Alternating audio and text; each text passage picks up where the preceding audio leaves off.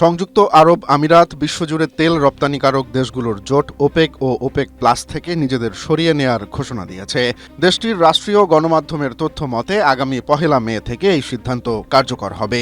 Iran ও আমেরিকার মধ্যে চলমান যুদ্ধ এবং পারস্য উপসাগরের অস্থিতিশীল পরিস্থিতির কারণে বিশ্ব তেল বাজারে যখন অস্থিরতা চলছে, ঠিক তখনই আমিরাতের এই বিদায় বড় ধরনের প্রভাব ফেলবে বলে ধারণা করা হচ্ছে। এদিকে হরমুজ প্রণালী বন্ধ থাকায় এবং কাতার এই যুদ্ধ দীর্ঘস্থায়ী হওয়ার আশঙ্কা প্রকাশ করায় বিশ্ববাজারে তেলের দাম হু হু করে বাড়ছে। মঙ্গলবার যুক্তরাষ্ট্রে তেলের দাম প্রায় ৫% বেড়ে ব্যারেল প্রতি $101 ছাড়িয়েছে। স্ট্রবেরি সুপার ডটেড ও ক্লাসিক ভ্যারিয়েন্টে সেনসেশন জাগুক শিহরণ।